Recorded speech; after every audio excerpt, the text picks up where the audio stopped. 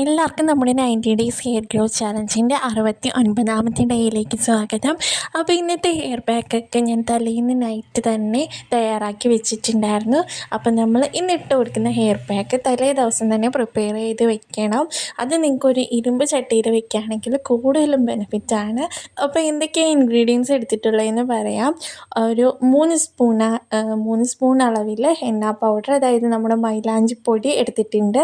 അതുപോലെ തന്നെ 1 സ്പൂൺ അളവിൽ നമ്മുടെ നീം ലീവ്സ്, അതായത് ആര്യവേപ്പിലയുടെ പൊടി, അതും കൂടി എടുത്തിട്ടുണ്ട് കേട്ടോ. പിന്നെ 1 സ്പൂൺ നമ്മുടെ ചെമ്പരത്തിപ്പൂവിൻ്റെ പൊടി. ഇവ 3 ഇൻഗ്രീഡിയൻസാണ് എടുത്തിട്ടുള്ളത്.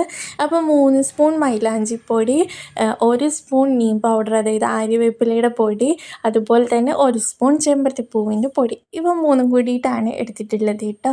അപ്പോൾ ഇത് നിങ്ങൾക്ക് ഫ്രഷായിട്ട്, ഞാനിതിപ്പം മാർക്കറ്റിൽ നിന്ന് വാങ്ങിയ പൗഡറാണ് ഉപയോഗിച്ചിട്ടുള്ളത്.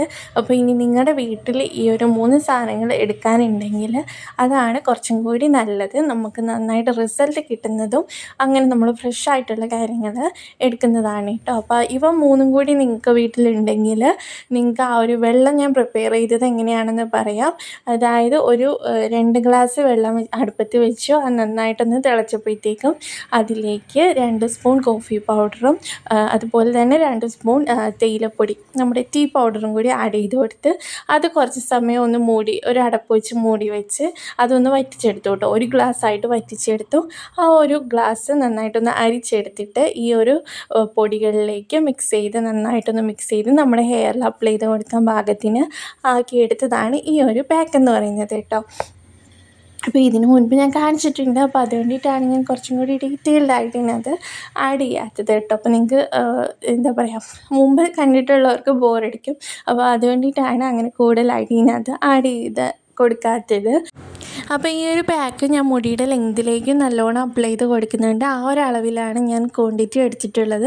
അപ്പോൾ നിങ്ങൾക്ക് എന്നെക്കാളും കുറച്ചും കൂടി മുടി ഉണ്ടെങ്കിൽ കുറച്ചും കൂടി ക്വാണ്ടിറ്റി എടുക്കുക കേട്ടോ, ആ ഒരു അളവ് എടുക്കുമ്പോഴത്തേക്കും.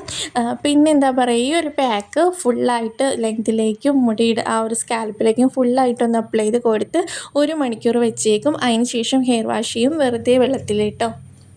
അപ്പോൾ അത്രയേ ഉള്ളൂ. നമുക്കിനി അടുത്ത ഡേയിൽ കാണാം.